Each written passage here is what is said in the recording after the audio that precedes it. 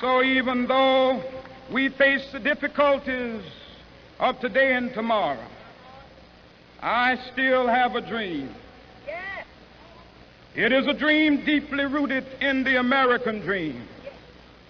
I have a dream that one day this nation will rise up and live out the true meaning of its creed. We hold these truths to be Direct from our newsroom in Washington, in color, this is the CBS Evening News with Walter Cronkite and Russ Hodge in Memphis, Tennessee, Dan Rather in New York, Bernard Kalb in Saigon, Marvin Kalb in Wellington, New Zealand, and Bert Quint in Quezon, Son, South Vietnam. Good evening. Dr. Martin Luther King, the apostle of nonviolence in the civil rights movement, has been shot to death in Memphis, Tennessee. Police have issued an all-points bulletin for a well-dressed young white man seen running from the scene. Officers also reportedly chased and fired on a radio-equipped car containing 2 white men. Dr. King was standing on the balcony of his second-floor hotel room tonight when, according to a companion, a shot was fired from across the street.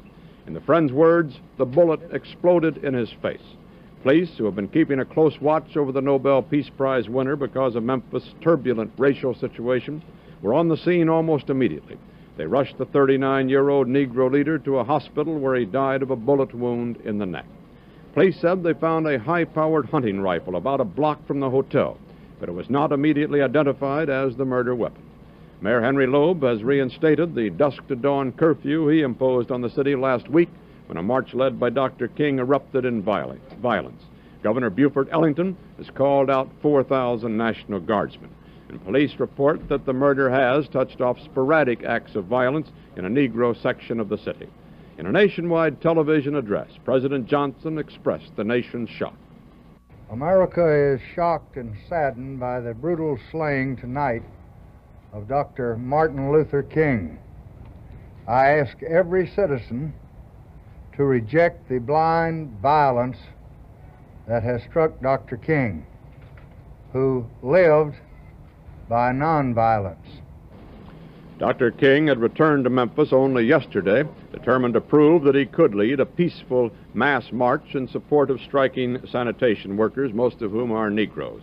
Dr. King had this to say last night about the situation in Memphis. Maybe I could understand the denial of certain basic First Amendment privileges because they haven't committed themselves to that over there. But somewhere I read of the freedom of assembly.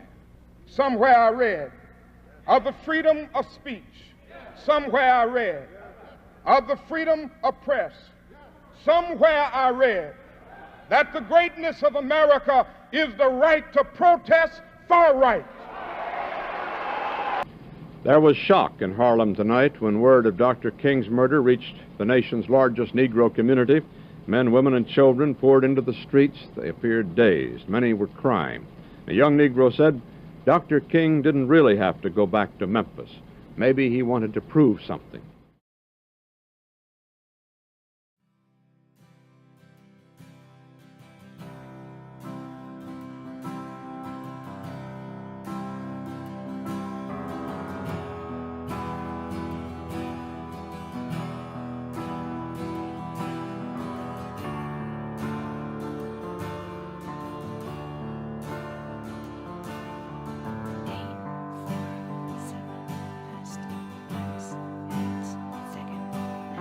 I know it's early morning, and hope is calling you loud, and your heart afire with youth desire.